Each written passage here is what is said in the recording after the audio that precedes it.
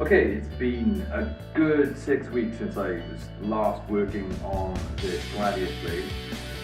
Essentially, I'd ordered a grinder, being custom made for me by a guy in Greece, and it's taken a lot longer than I anticipated. So, I thought of a small project to do in the meantime. I made this little tool out of this round stock that I had lying around for when I was making leads. And I have one more piece of it left. This here. So, since I have to draw down the blade of the Gladius, and a much more efficient way of doing it would be a spring swage, I intend to take this piece of round stock and make a super simple spring swage. It's been months since I've done any work down here because it's freezing cold in the winter and it's leaky and wet. Everything is covered in rust and mold. Alright, job number one, chop the ends off.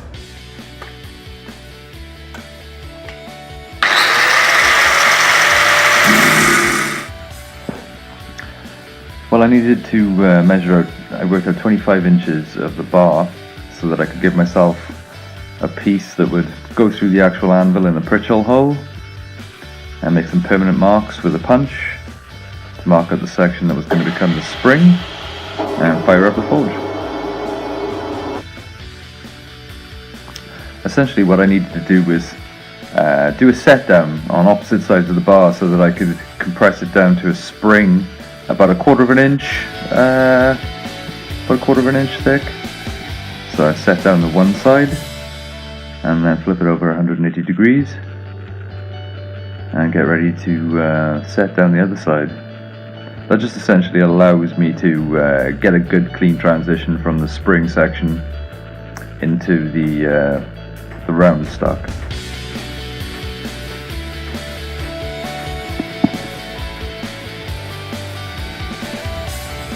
And there we can see the set downs on the opposite sides, set in the dimensions that I want the actual spring to be. Then it was just a simple case of actually taking the stock down to a flat bar, about a quarter of an inch thick, to give the material enough flex that I could form the spring.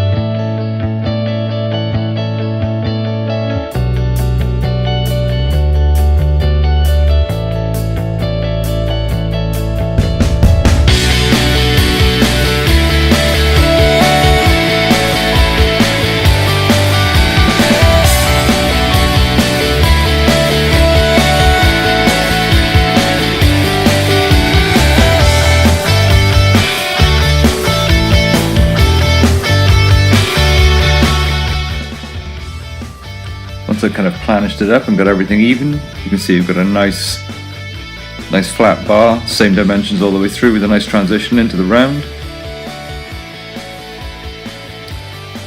Stupidly left my tea go cold. And then ready to turn the spring on the horn, which of course, because I've got a gas forge, kind of dictates that I need to do it in a single heat. Which could have been potentially annoying, but luckily got away with it. And obviously flipping the piece constantly to stop it forming a conical section, which the horn naturally makes it want to do.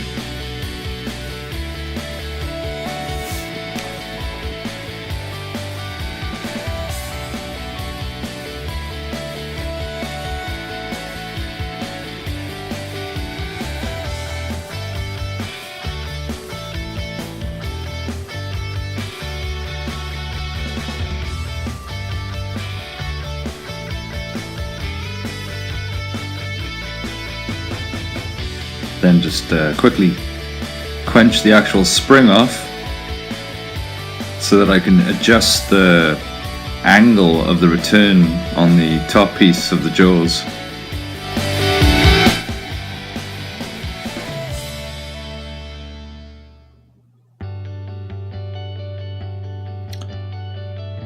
just make some final little adjustments and clean up. Make sure that everything's in line. And this is a super simple little Pritchel hole tool, so just move on to the point at which it fits into the anvil. Need to get a good solid 90-degree bend in this, so that it sits flush on the surface of the anvil. Otherwise the actual tool itself is going to spring away from the anvil face in use and rob energy from the hammer blows. So I need to get everything square and sitting as flat to the anvil face as I possibly can. And then it's just a question of moving on and just cleaning it up a little bit with a wire brush. Tweak the jaws a little tiny bit. Make sure everything stays square.